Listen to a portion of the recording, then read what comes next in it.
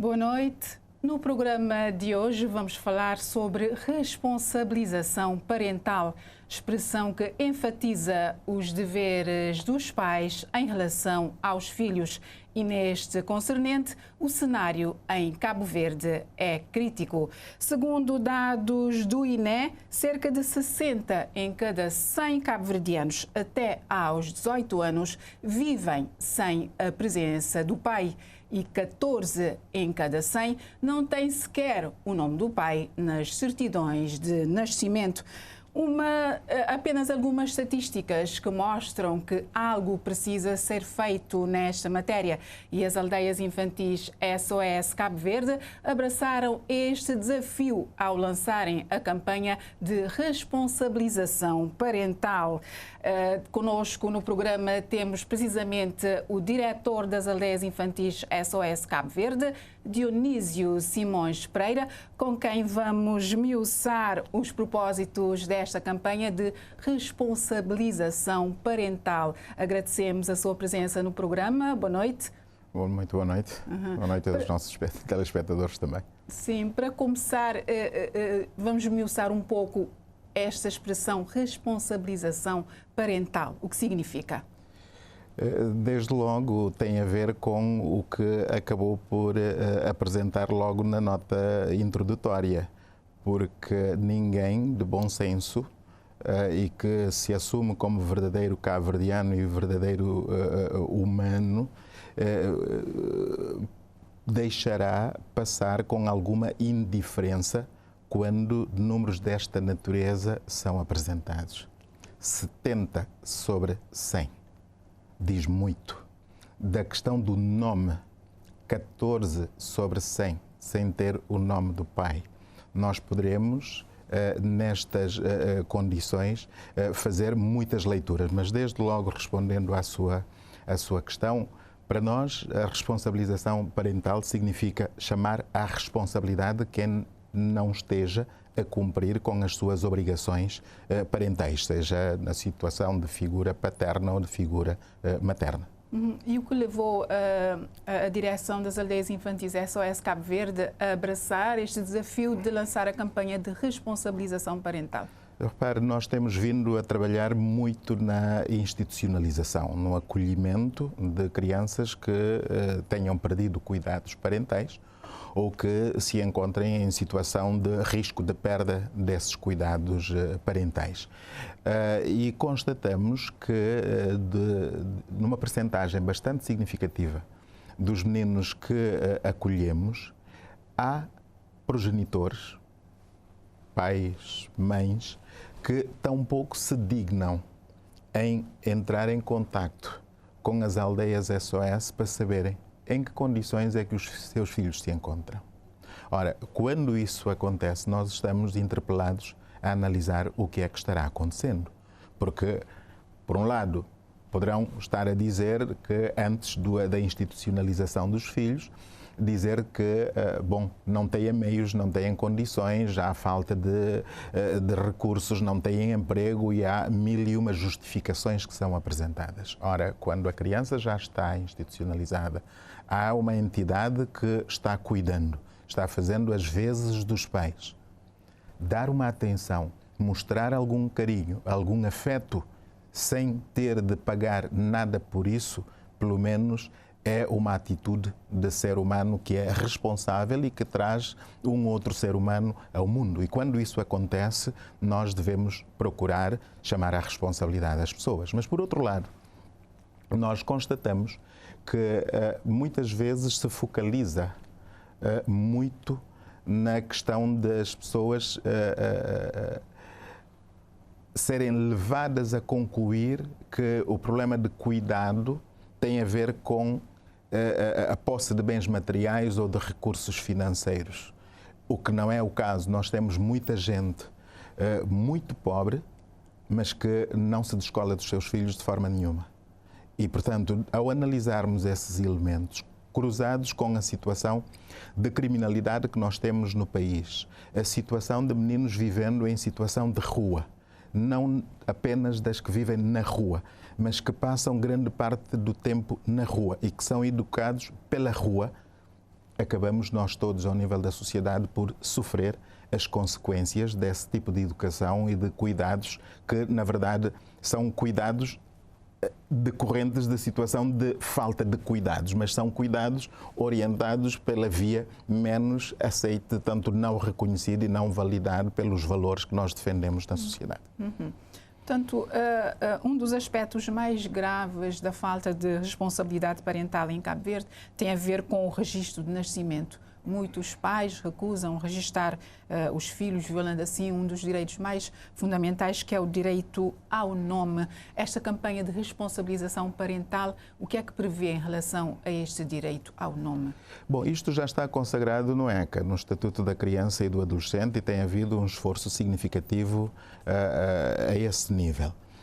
Entretanto, nós valorizamos e apreciamos o esforço que as autoridades nacionais têm vindo a fazer, nomeadamente com o apetrecho da Polícia Judiciária, com meios de diagnóstico e de verificação da paternidade, portanto, através da análise de DNA. E, portanto, acredito que esta situação, que já está equacionada e com recursos, vai seguir a sua trajetória. Nós, entretanto, queremos colocar o foco num outro campo. No campo de falta verdadeiramente de cuidados. Porque, como bem aqui apontou com essas estatísticas, nós temos uma situação extremamente preocupante da criminalidade que tem vindo a ser praticada por menores de 18 anos. E, por conseguinte, nós temos de interrogar como é que terão chegado a essa situação.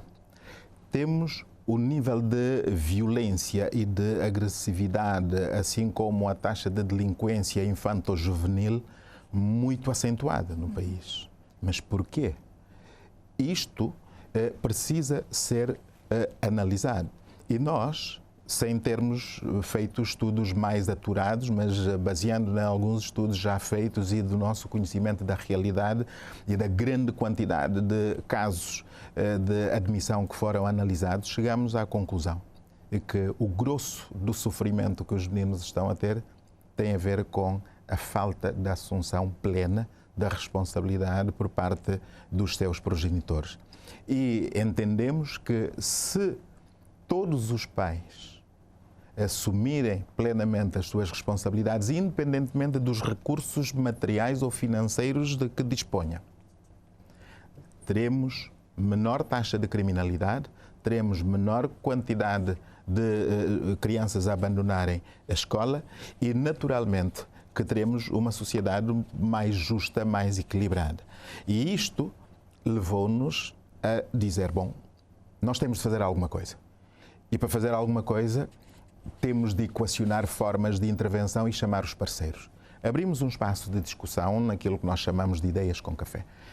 À porta fechada, sem mediatização, convidamos vários atores, tanto representantes de instituições públicas, do setor privado e das organizações da sociedade civil, apresentando nossas ideias, nossos pontos de vista e recolhendo também conselhos e orientações.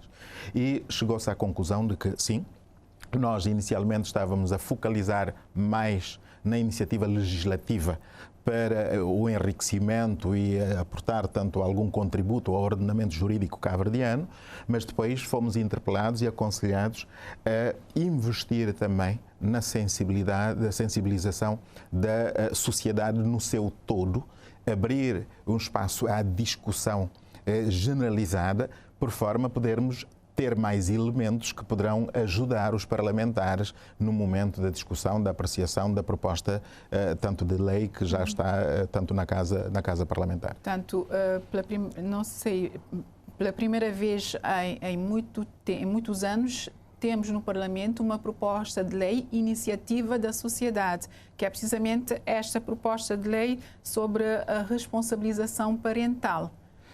Devia ser agendada no primeiro trimestre, mas não aconteceu. Qual é a previsão agora? Bom, esta é uma matéria da Casa Parlamentar e nós temos só a agradecer por termos encontrado o total acolhimento dos parlamentares, tanto da primeira comissão, do presidente, dos partidos representados tanto na Casa Parlamentar. Ou já houve uma outra iniciativa, inclusive da CRIDES, relativamente a questões do abuso sexual e outras, tanto da sociedade civil para a Casa Parlamentar, mas especificamente em relação a esta matéria, esta problemática, é a primeira vez.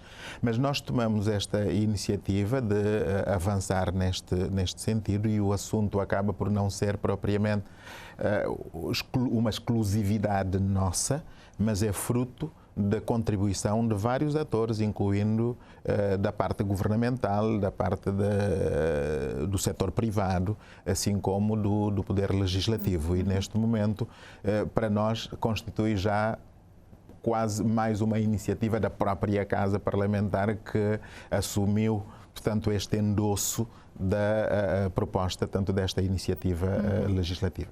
Portanto, no âmbito desta campanha de responsabilização parental, recomenda-se que os incumpridores sejam privados de liberdade caso recusem cuidar dos filhos. Como assim, privar de liberdade? Significa cadeia? Numa palavra, significa cadeia. E nós defendemos isso, independentemente de sermos julgados e das pessoas concordarem ou discordarem. Contudo, não deve ser a primeira opção. Nós entendemos que há muitas famílias que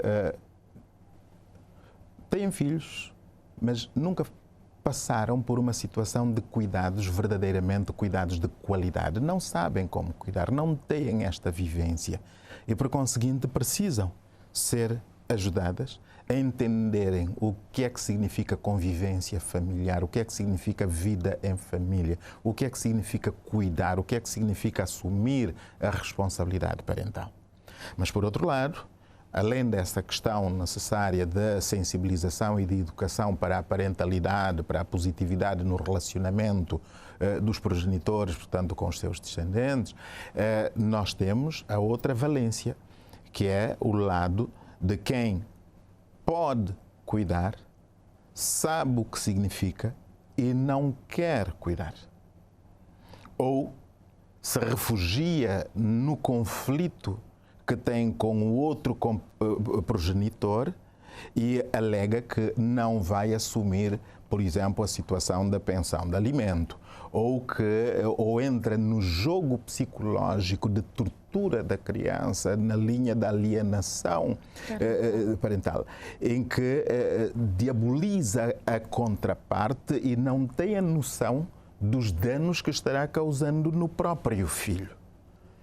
Para simplesmente, a campanha prevê? Nós estamos a prever, para estes casos de negligência, de abuso, de desinteresse, digamos, do jogo psicológico da tortura do outro através do filho, da recusa do cumprimento das obrigações, estando consciente, tanto numa ação que é deliberada, a nossa proposta vai no sentido do Poder Judicial poder tomar uma decisão. Neste momento, o ordenamento jurídico não favorece, não apoia neste campo, não facilita, daí, em parte, esta tomada de posição, esta iniciativa.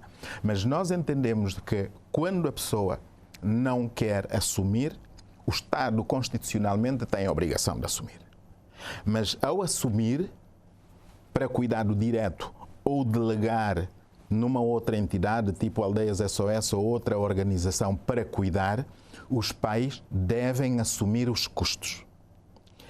Muitas vezes diz-se, bom, não tenho emprego, não tenho uma remuneração fixa, não há salário domiciliado e não tenho como contribuir. Tudo bem. Não sendo incapacitado, pode prestar serviços de utilidade pública, de interesse coletivo, prestando serviços de acordo com as suas habilidades e que têm um custo. Mas, seguramente, conhecendo como conhecemos o nosso povo, as pessoas são capazes de dizer, eu não vou fazer isso. Da mesma forma que muitos, inclusive com salário domiciliado, chegam ao ponto de dizer ao próprio juiz que não vai e assume todas as consequências. Então, do nosso lado, nós entendemos que, perante situações desta natureza, as pessoas Portanto, pelo menos os magistrados, primeiro, devem poder ter um instrumento que lhes possibilite privar de liberdade, significa colocar na cadeia, pôr a pessoa a custear pelos gastos, isto ainda não temos na nossa legislação, mas os gastos que se vai tendo também na cadeia devem passar a ter a comparticipação do recluso. Porquê? Porque quem é vítima da ação do infrator que está na cadeia não pode ser o financiador da sustentação da pessoa. É um debate outro que deve ser aberto para o país, porque não é justo que eu seja vítima de uma pessoa que é levada à situação de recluso e eu ainda ter de pagar para a sua sustentação sem que ele faça alguma coisa.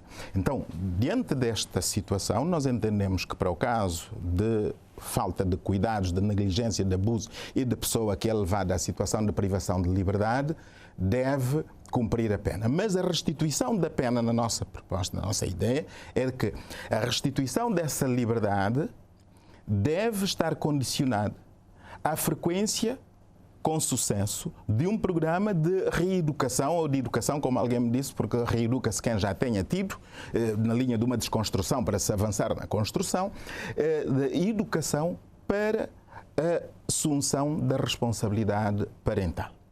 Resumidamente, ensinar a ser pai ou a ser mãe. Ensinar a ser pai ou a ser mãe, aí compulsivamente. E depois de cumprido, então aí vem e estamos seguros de que a pessoa, antes de trazer ao mundo um novo ser, vai pensar duas vezes e saberá como agir em relação aos outros que já tem no mundo. Porque se não tomarmos medidas desta natureza, nós todos vamos continuar a pagar. Ora, vejamos só a situação, por exemplo... É um debate polémico. Temos até homens em postos de decisão importante que se recusam a prestar pensão de alimentos aos filhos, deputados, professores, advogados, Exatamente. Que não sustentam os filhos. Exatamente, é que muitas vezes quando falamos da falta de assunção desse tipo de responsabilidades, pensamos no pobrezito lá do bairro pobre, da zona de construção clandestina ou que mora numa casa de bidão. Não, isto vem dos homens ali, de fato, bonitinhos no gabinete, com ar-condicionado e de altas funções na sociedade, mas a legislação não tem rosto, não está destinado para uma ou outra classe, é para todos. É polémico, é polémico. O outro acha que é injusto, que é indevido, não se deve avançar por esta via, que traga os seus argumentos. Eu pediria mesmo à televisão, e agradeço aqui ao programa Ponto por Ponto, assim como aos órgãos que nos têm acompanhado nisto, que se dê voz também a essas pessoas que discordam, que tragam as suas posições e que se abra um debate e confrontemos os nossos pontos de vista para análise. Porque repare, quando você sai daqui da televisão e nesta zona há muitos assaltos que acontecem mesmo durante o dia, esses meninos têm pais. Como foi que chegaram a este ponto? Onde estiveram os pais no seu processo educativo, nos cuidados, na sua orientação? Deixaram até que a rua os tenha substituído e receberam a educação pela violência na rua, fora do controle dos pais, e nós todos vamos ter de pagar por isto. Porquê? Porque quando os atos acontecem, toda a gente vai pedindo, não, nós precisamos de mais agentes na rua. É preciso mais câmaras, é preciso mais viaturas de piquete. Mas quem custeia tudo isso? Somos nós. É quem paga imposto.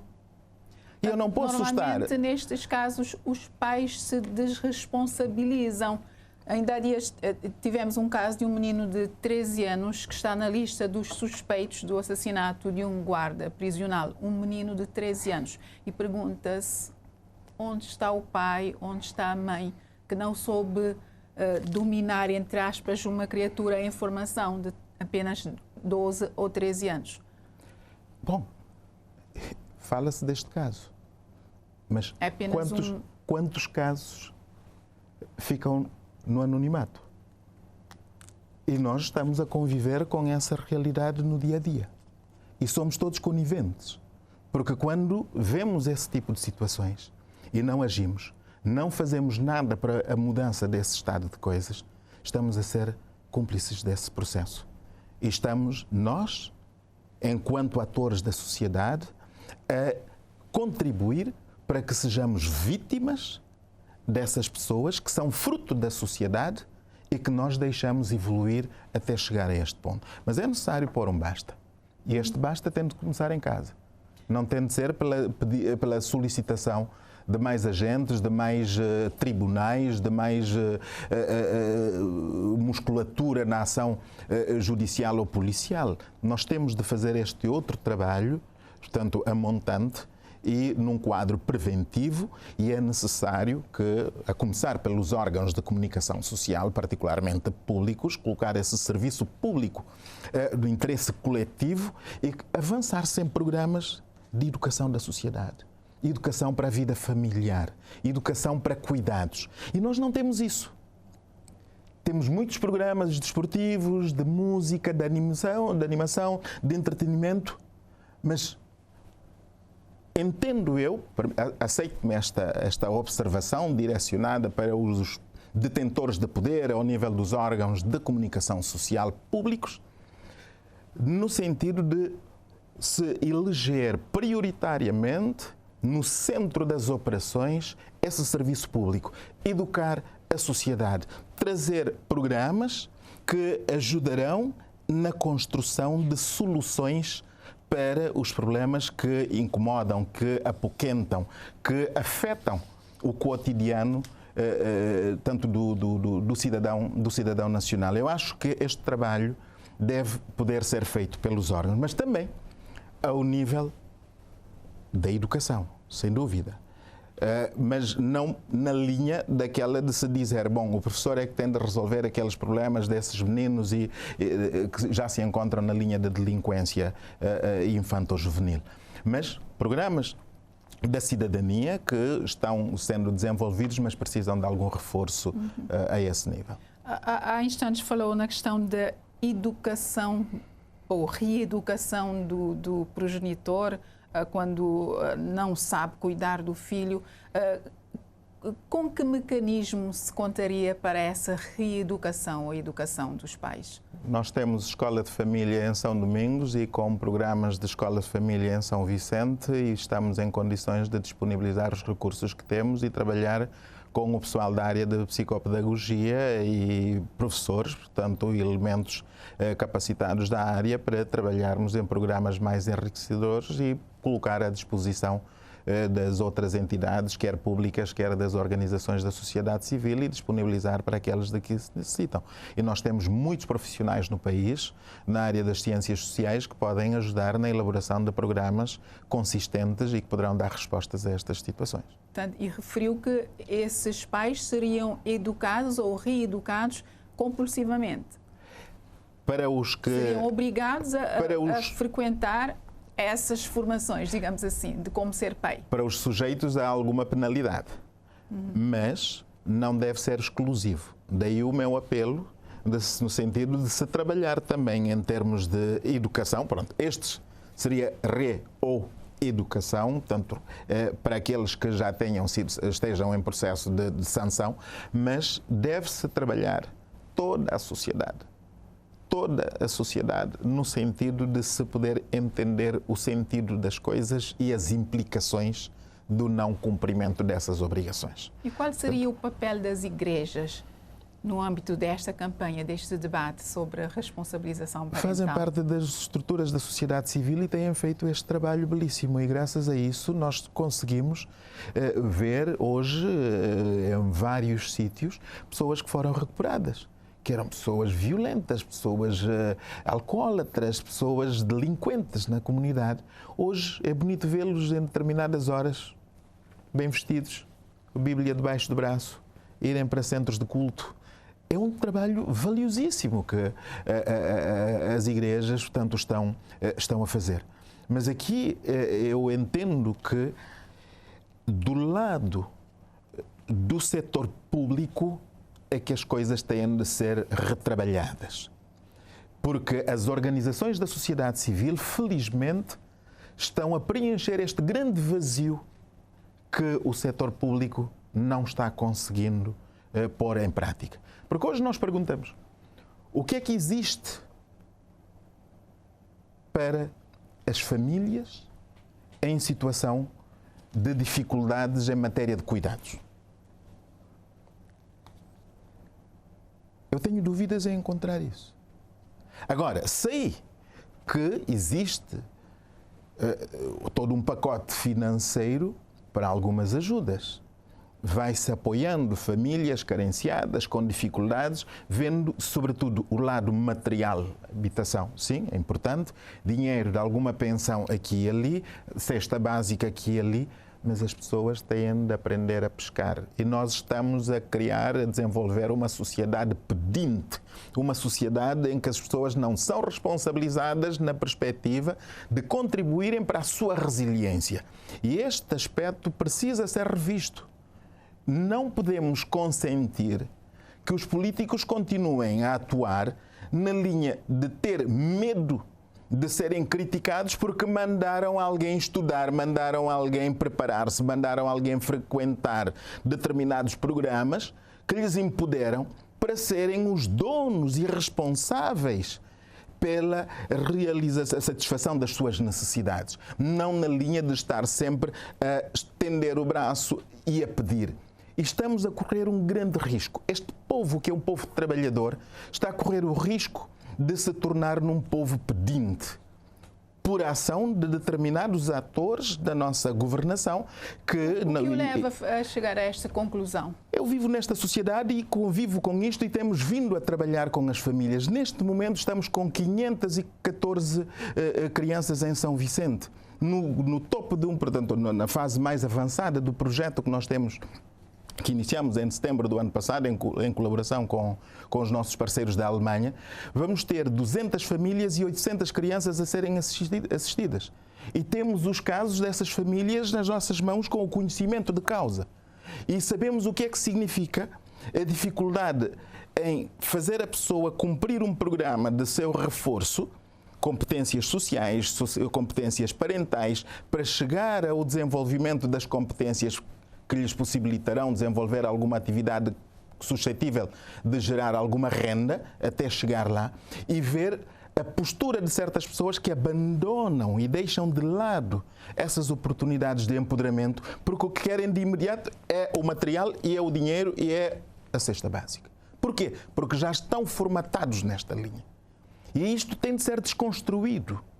Por caso contrário, vai-se continuar a meter pressão sobre o erário público, sobre os atores políticos, vão chegar a um determinado momento em que não vão conseguir sustentar esta dinâmica. E isto precisa ser mudado. Mas convém também não esquecer que a estrutura familiar em Cabo Verde propicia estas situações, nomeadamente em termos de responsabilização parental. Muitas famílias são chefiadas por mulheres, são sobretudo mães solteiras que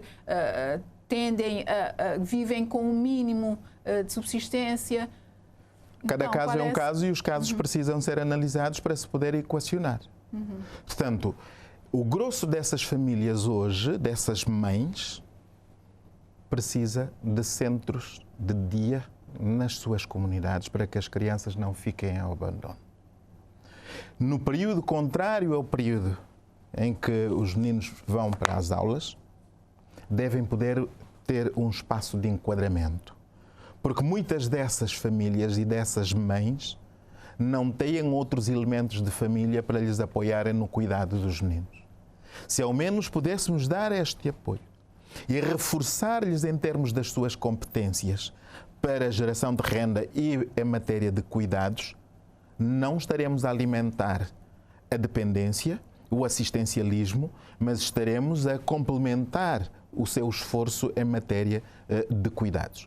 Isto já seria um grande apoio, mas mais do que isto, defendemos um outro aspecto que é o que temos vindo a fazer e já fizemos em algumas comunidades com resultados e com provas e que poderemos demonstrar a todo o momento. Há possibilidades de se instalar em zonas críticas em que há famílias que têm dificuldades verdadeiramente em matéria de cuidados, de tempo e do espaço, de se poder ter equipas de técnicos, de profissionais em matéria de ciências sociais que poderão estar instalados nessas comunidades, nesses centros, nomeadamente falando de assistentes sociais, de sociólogo, de psicólogo, portanto, de elementos que poderão trabalhar no enquadramento ao nível desses ATLs e desses centros comunitários para a assistência. Mas deverão continuar a ser os progenitores a trabalhar para a garantia do sustento. E quando se tem de dar algo em termos de alimento ou de recursos financeiros, deve ser mediante um contrato com tempo definido. 1 ano, 2 anos, 3 anos, tudo bem, mas tem de seguir um programa que lhe permite abandonar e sair deste circuito de assistência permanente. Por exemplo, daqui a nada vamos estar na preparação para o ano letivo e começaremos a falar de kit de material escolar.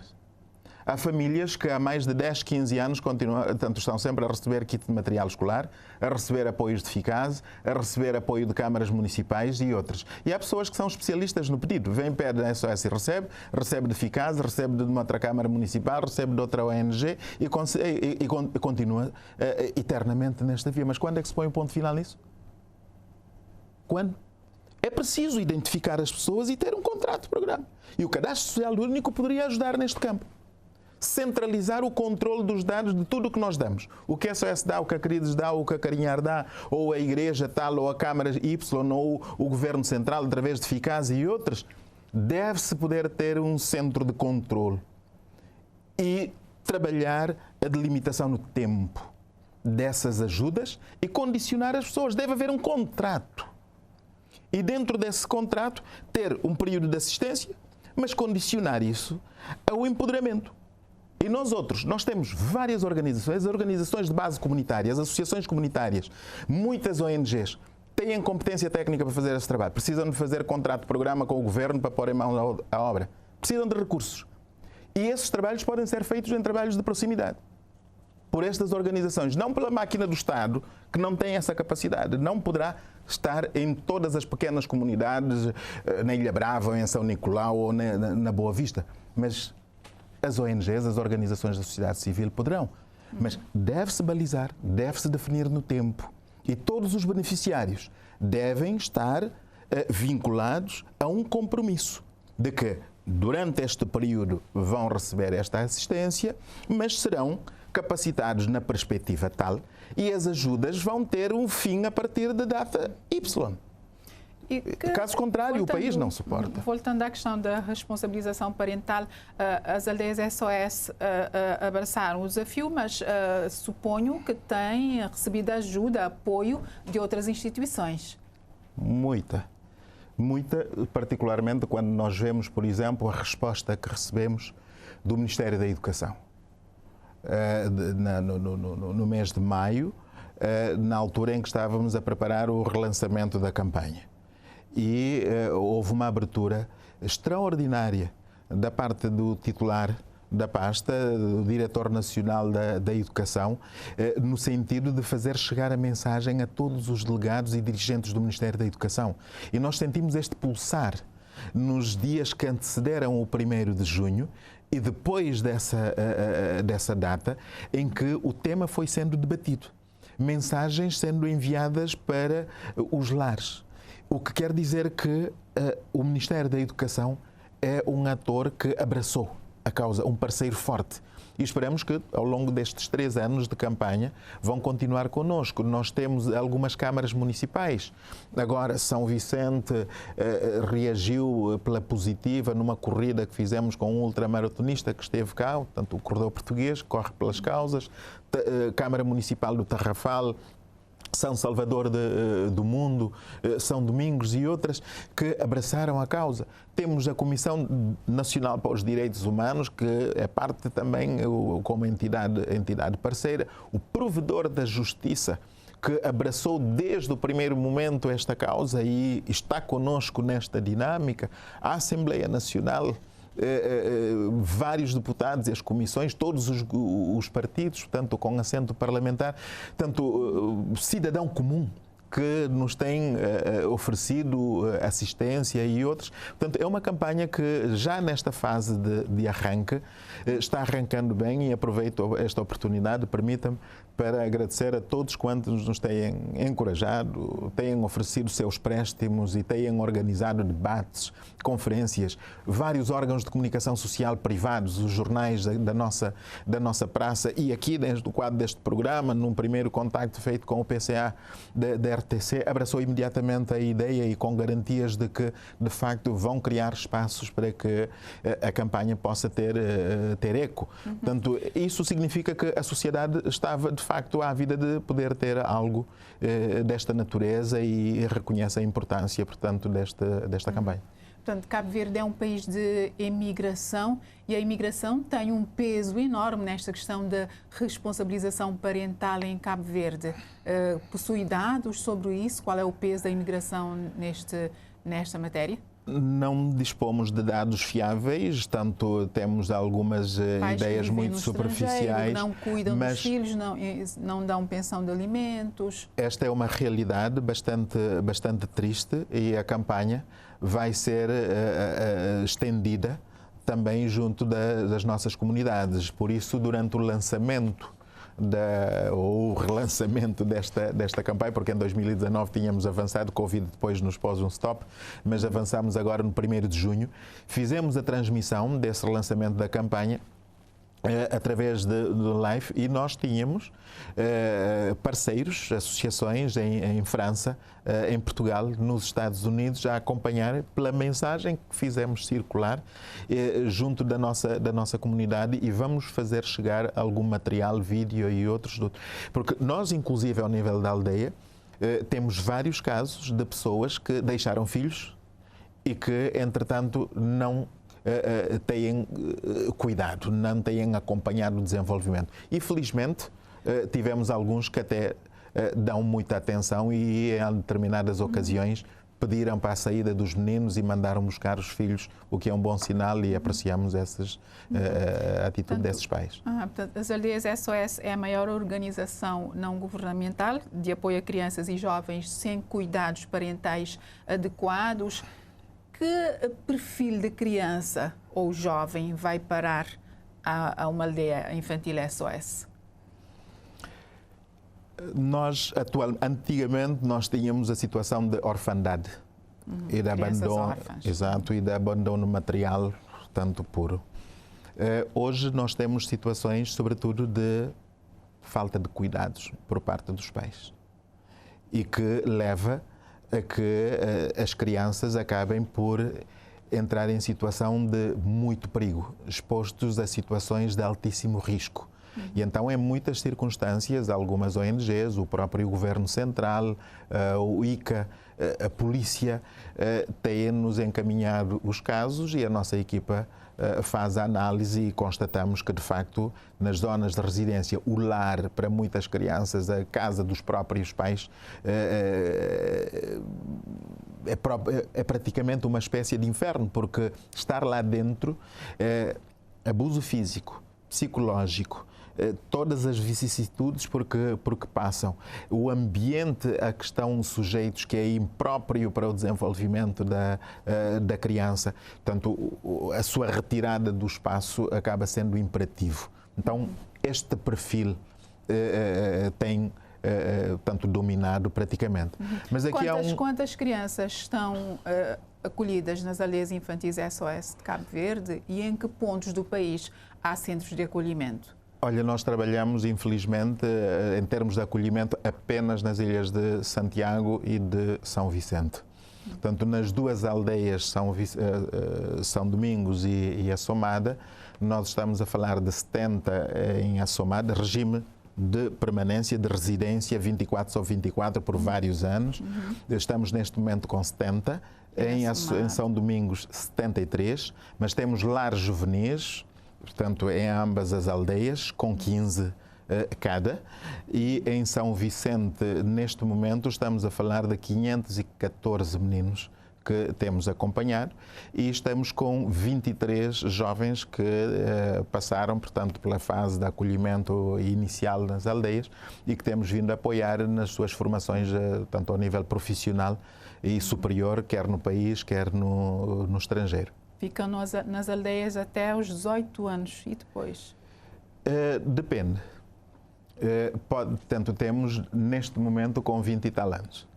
E depende do estado da pessoa. Há alguns que não têm capacidade, pelas enfermidades que têm, não podem viver sozinhos. Continuamos até ter alguém que aceite coabitar com eles para poderem supervisionar.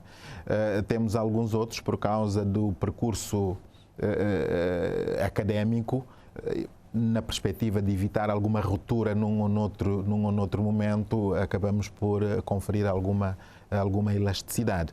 Mas nós mudamos um bocado os nossos critérios em termos de permanência, porque antes era quase sempre de médio e longo prazo, mas hoje nós podemos ter uma criança que entra hoje com 3 anos de idade e sair 6 meses depois ou 1 ano depois. Porquê? Porque estamos a trabalhar no aconselhamento das famílias, no reforço das famílias, no tratamento de famílias, porque há pessoas que têm bom rendimento do ponto de vista financeiro, mas quando o dinheiro fica no bar, fica no álcool, o pai quase sempre leva para casa não o dinheiro, mas leva problema, leva violência.